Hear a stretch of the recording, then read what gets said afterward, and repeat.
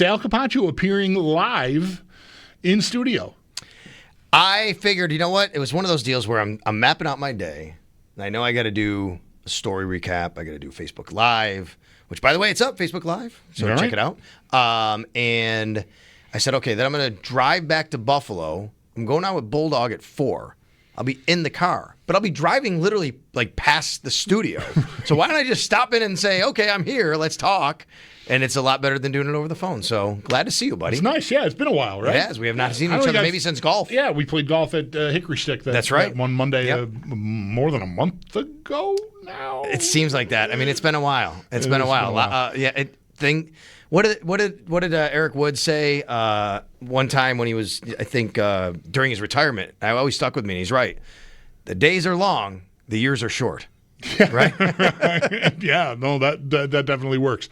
So what I haven't done yet, I want to get your thoughts on what I spent the first hour talking about, which, go figure, is the receiving corps. But it's not, do they have enough? It's more like who's your money on to break through? We'll get to that, but I haven't mentioned to our audience yet. I mean, a lot of them probably know from social media. Practice has been over for many hours now, but there was still a pretty long list of non-participants today, and a couple of new names even during practice. Josh Palmer, I saw, was spending a good amount of time with the athletic training staff. It didn't look like anything real serious, but he had a bit of a hitch, I guess, in his giddy up at the end, like walking around. You could tell something was bothering him, but he was still on the field even after everybody. Yeah. It didn't seem like anything too concerning, but yeah, it didn't seem. I don't think he kind of finished there like normal. I guess the big news today for injuries would be actually a couple positives, but let's start with Cole Bishop. Did not practice today, and quad injury. Now, he was on the field standing with his teammates with his leg wrapped, so that's good news. A lot of times if you see the guy, you think, okay, they're getting treatment when they can. If they're not out there, that's more concerning. Okay, there's something going on where they're not even able to come out here. So that was good. We also learned that offensive lineman Alec Anderson had his knee scoped, so he's going to be out. He's considered week to week. And I think that's a pretty significant deal for the offensive line. You're already without Spencer Brown, who is your main right tackle. Now you're without one of your main interior swing guys. You're already using Vandermark and Grable out on the right side and being the swing guys. So these are injuries, and you're already without Cedric Van Pran-Granger. And honestly, to me, Alec Anderson has an ability to be the backup center. If Cedric Van Pran-Granger doesn't get back to the field at some point, you have to start thinking about Alec Anderson being your backup center. Yeah. So I think that's a big deal. The positive is, though, saw Dawson Knox for the first time today out there in pads, catching passes. That was great. And Tyrell Shavers, after the way it looked, Bulldog. Yeah, no kidding. For him to come back, it was great to see Tyrell Shavers out there. Also Elijah Moore. Not a huge concern when he went out and he missed a couple of days, but they did get 3 pass catchers back. Right. Samuel's still out. Yep. Brown, you mentioned, still out, but I think today maybe was the first time he was seen doing stuff off to the side, so maybe there's like a ramp-up that's starting to happen there, hopefully. That's the case, and that's the thought and the hope. Terrell Bernard's been doing stuff on the side for a few days, so that's good.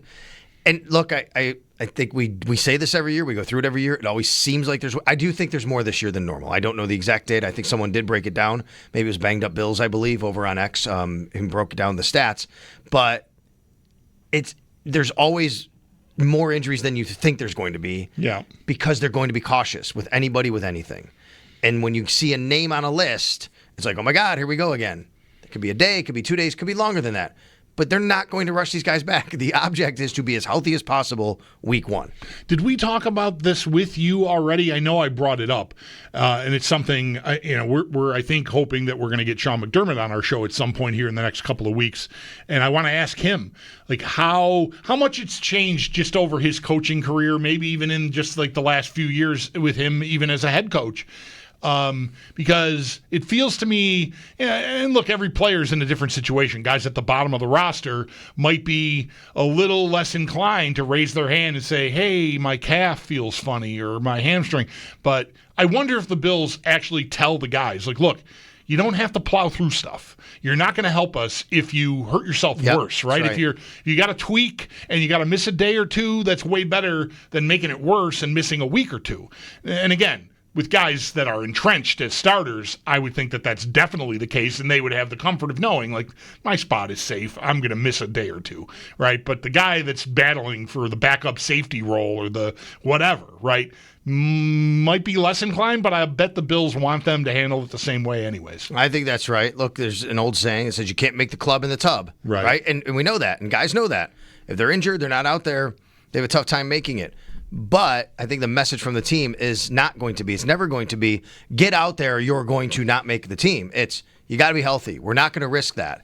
Because even if, hey, you don't have enough time, we have to release you, at least you know that they've done everything right in your facility, right by you, right by your trainers, and when they are healthy again, maybe they can help you. Right. Maybe they can be someone you bring back, and you want to make sure that they're doing everything they can to get on the field as healthy as possible. But sure, I mean, you got to be able to play through things sometimes. We all know that.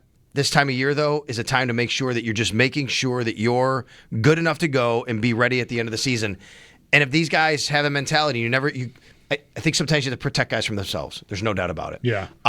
So that can happen. But I don't think the Bills want to ever rush somebody and have a player come back and say, well, you made me get on the field. Right. And that's not going to happen. Right. Do you have any sense at all how, I don't know, worried, concerned, these are synonyms, McDermott, the coaching staff would be about Bishop? Because it's that's how kind of last summer went. And, we'll see how long he's out for, but I think it's very different this year. Like they're I think counting on him. That's his job if he can stay on the field. And to already be missing time, I wonder if they I know how the fan base can overreact. Anyone can overreact to any injury news. But I wonder even internally, they're like, oh, geez, like already with this guy. Come on, we really need you. When you say concern, I wonder, there are two components of, are you asking how concerned they are about him having another injury and being susceptible to injuries? Yeah. Or are you saying concerned because he's missing more time? I guess both things could be concerning. I would expect them definitely to be concerned about him missing time. Yes. Right. But I wonder if because I always have in my head, when McDermott first got here, you talked about the abilities. Yes, of course. Availability. It is. That's right. Right. I think the way I would approach this one is this. His injury last year was something that happened on the football field. He hurt his shoulder. That's going to happen in a game. It's going to happen in practice. I mean, he hurt himself. Yeah. He was in a sling that day. I don't know how he hurt his quad this year. I think it happened in a football play. He hurt his quad. These aren't soft tissue injuries. These aren't pulled hamstrings. These aren't, pectorals and biceps and things that you can say, oh my God, what are you not doing? What are you doing wrong? I think these are more of, these are football issues. But it does come into play. He's a little bit smaller safety in a lot of ways, right? Like, can his body hold up for the rigors of the NFL? To me, that would be the concern from that aspect, which is not that he's injury prone, but man, the way he plays at his size, what are we going to deal with management here? Right. How often is he going to be available? So I agree with that. I do think there's got to be a concern of, okay, he's made all this progress and now is he out and he's missing time again? Like, we got to a point where this was working, and now is he taking two steps back? I would hope that at this point, Cole Bishop's been there over a year. He knows the defense. He's getting fit in, and he can just kind of come back seamlessly. But Taron Johnson told us last year in Pittsburgh, Bulldog, he said it took him a good 2+ years to really understand the defense. And that was like eye-opening. Like, a guy looked back and he goes, I did not really know this defense until year 3.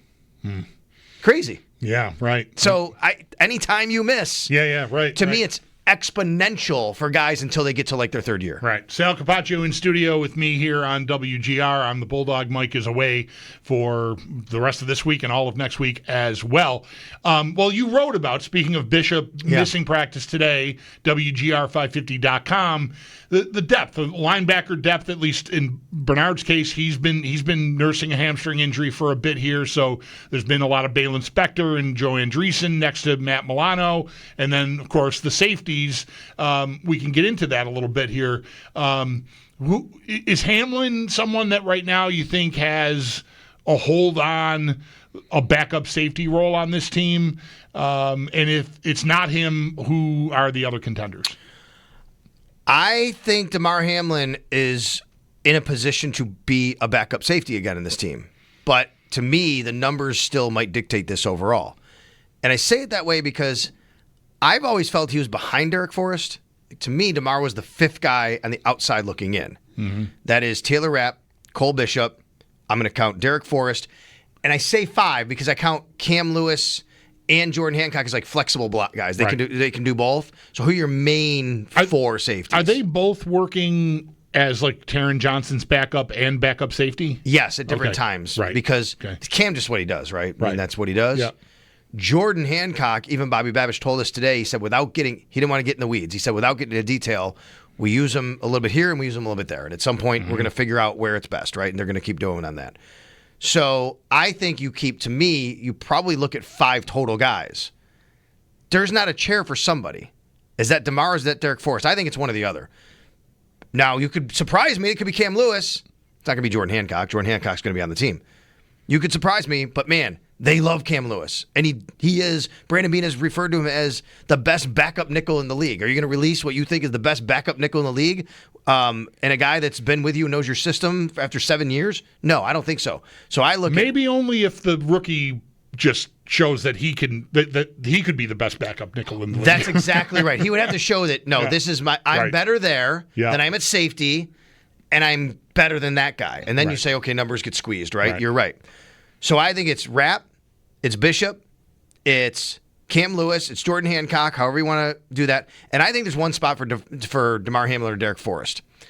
And going into this, I felt Forrest was ahead of Damar because Damar was a guy they let become a free agent, let test the waters. They brought him back at a minimum deal. It wasn't like they were itching, and they always talk highly of him. Hey, but it wasn't a priority. Wasn't a priority.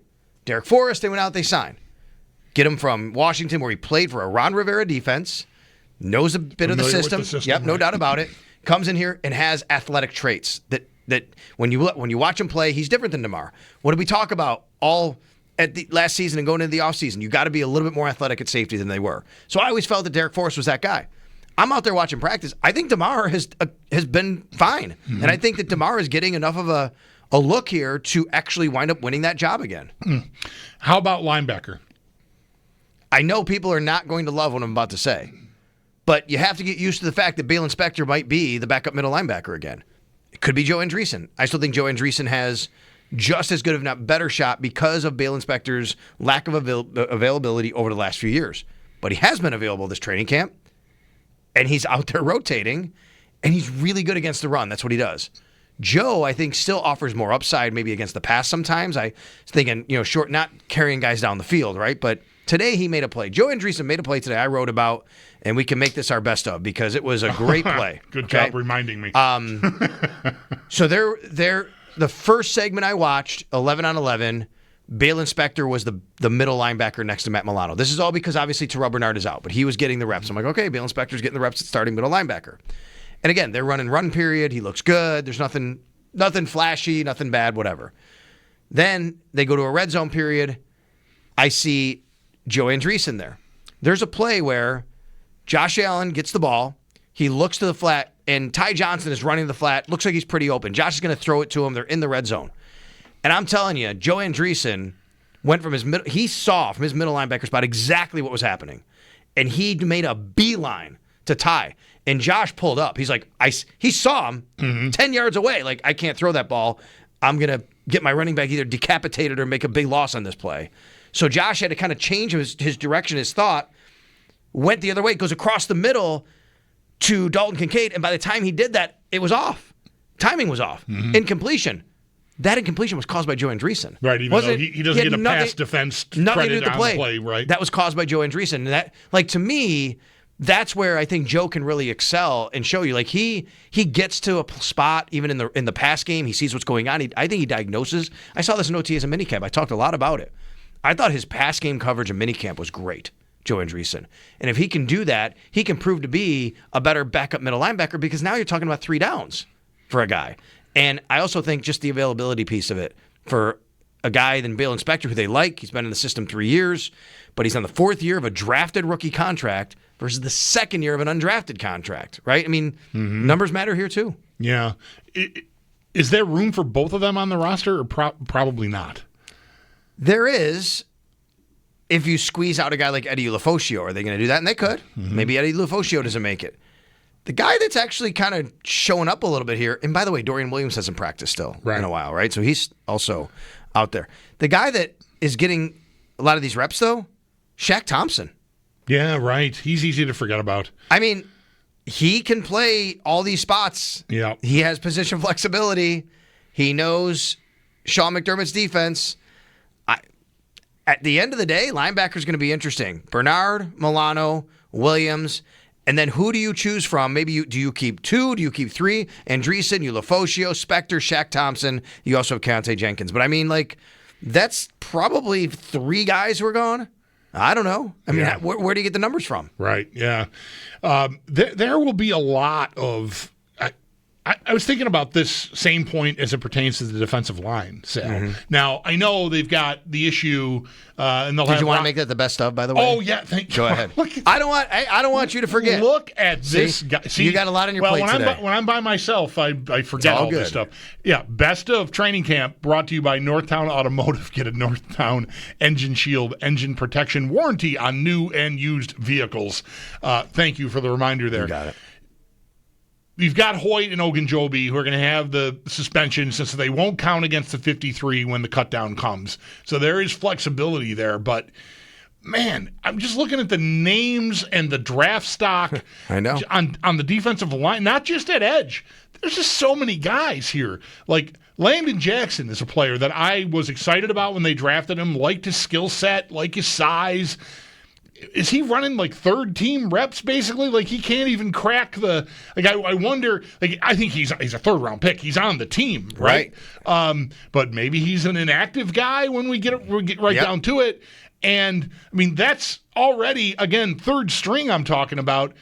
There's just a lot of bodies there with these new guys, with Sanders being a second round pick and Dwayne Carter, I think, a third round pick from last year. You've got the Deion Walker, a fourth round pick from this year. There's just a lot of dudes.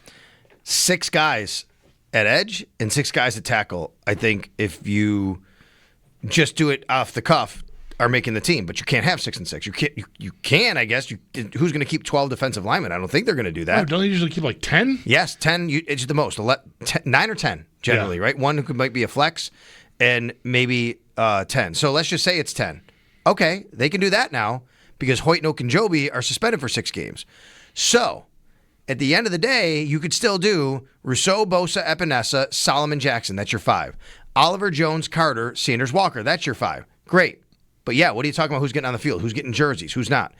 I think Landon Jackson tough at this point, considering the fact that, oh, by the way, Javon Sullivan's sneakily putting together a nice little camp. Yeah. He looks like a guy that might be able to help you on third down. Yeah.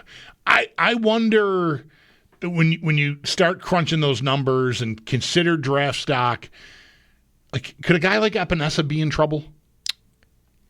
I wonder if you could get something for a guy like that, like you did with a Daryl Bam Johnston, right? Right. A couple of years ago. Right. Could he be in trouble? Sure. I think Brandon Beane has always shown a willingness to trade something instead of just letting it go. And if you can get a late round asset, you could do that.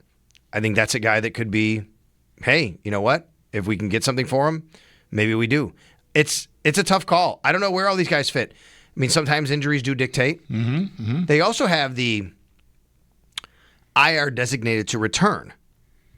They can use, remember, new rule now, as of last year, on cut down day, they can put 2 guys on IR designated to return who don't have to make the 53, and you can bring them back later. That you never had to do that before. Now you get 2 guys. Someone has a minor injury. One of these guys has a minor injury. Right. You wait till cut down day. He goes on IR to return, now solves your numbers issue for at least several weeks and until at least Hoyt and Ogunjobi come back, and then you have to figure that out again. Right. Right? The other guy that could wind up being an IR to return candidate on that day is Max Harrison, by the way. Like if Max Harrison doesn't practice between now and Labor Day, I think he's certainly an IR to return candidate. Then you give him more time. You don't put any pressure for him to be on the field. Yeah. You don't use up a roster spot on him, and he gets to return this year. And Tre'Davious White has kind of given you the kind of performance that might make you feel like that's okay to do. Like that, I think is gone. We talked about this early in the week already. I think he's maybe one of the stories of camp so far, isn't he? Tre'Davious 100%. I wonder if he's a story on Hard Knocks because of his comeback and everything, right? I don't know what they're going to show Tuesday night. Right. But I'm thinking, does Tre'Davious White a guy that, they talk about the comeback of Tre'Davious White, and then maybe Hard Knocks goes into the story and see what happens with Max Harrison. This all kind of comes together, right? I don't know. Yeah. I agree with you. I think this becomes a story. But I also think part of the reason would be Jamarcus Ingram, Dane Jackson, and Dorian Strong. Like, you don't have to rush Max. We all want to see Max Harrison play. We all want to see the explosiveness, the speed. I don't think the Bills feel, going back to our conversation earlier, they have to get him on the field as soon as possible right now.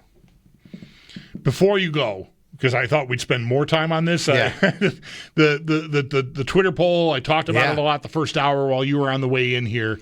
Like, who's the most likely candidate? If you had to put money on a receiver, aside from Shakir, a pass catcher, doesn't have to just be a receiver, Kincaid and Knox should count for this too, to elevate to say like 60 catches, 6 to 10 touchdowns, who would you bet on? Because of the touchdowns, I'm going to go Keon Coleman. I thought about Dalton Kincaid. If it was just maybe that and like higher catches, like I would go Dalton Kincaid. I think Dalton Kincaid can be the guy that they really kind of target more and gets more catches. He did catch 73 as a rookie, right? He did, and he had 75 targets last year. Even as he was second on the team in targets last year, Dalton Kincaid was behind Khalil Shakir. But I think because you're talking about also touchdowns, Keon Coleman had 4 touchdowns last year in 13 games. Right. He had 4 touchdowns and only 29 catches. He's catching a touchdown, every 7 catches, basically, a little more. So I think that he, to me, and I do think that he could elevate and be that guy. He had another nice day today, another nice couple of catches today. Yeah. There was one that the Bills put on their own social media feed, by the way, if you haven't seen it. And I just think the rapport with Allen is starting to come. It really looks good. Mm-hmm. I think Josh is understanding and Keon's understanding, like, where he wins is just different than a lot of where other guys win. And that's where the ball seems to be going, to wind up winning in those spots. And I think Keon has an ability to be a guy who can score touchdowns in the red zone, but also really increase his volume. I hate to end on a hard question to answer, but is there any discernible difference in Coleman? I don't mean like do his biceps look bigger, but like is he running routes more crisply? Is there a difference from last year to this year that you can discern watching him? When I watch him sometimes, I think he's more, how do I say, purposeful. What's the word I'm looking for? Intentional. He's more intentional in his routes. It's not just, I'm going to beat this guy with my athletic ability. It's, I know I have to break down a little bit more. Right. I posted a video first day, second day of camp of Keon catching a ball on an in cut. And as soon as he caught it, Bulldog, he put his foot down and he went straight up the field. And I said, that's an example. It's not the route to get there. It's after he caught the ball. He knew exactly, I got to put my foot down. I got to get up the field. I'm not blowing by these guys. I'm not staying on my path and running. But I watch him. He seems like, I think the best way I'd say is he seems like he's settled down running routes. And that's a good thing for him. Right. He's not trying to overdo it. He's not trying to overcomplicate it. Right. He's not trying to beat you in a way he can't beat you. Right. It's, I got to know, I got to understand the nuance here. Well, intentional was the right word there. I think he's more intentional of what he's doing. Yeah. Oh, I like it. A good answer for, I think, a hard question. I appreciate it. And we'll see if it translates, but I do think that was something he worked on. And I think that that's something that's starting to show now. All right. Nice of you to stop in today. Thanks, buddy. Enjoyed seeing you. We'll do a couple hours together tomorrow, right? We will. I'll be down at the stadium, and then the Bills will be down at the return of the blue and red. Hope to see people down there. And, shout out to the bullpen. They're all saying hi here, so hi. All right, there you go. There's Sal Capaccio in studio. Coverage of Bills training camp from St. John Fisher University, where Sal was earlier today, is brought to you by Fiegel Car and Joyce, your border attorneys, by Outlet Liquor. When you need to stock up, it's the place to buy a case. What's your outlet? By Connors and Ferris, your workers' comp attorneys, and driven by your Upstate Honda dealers for great deals on the entire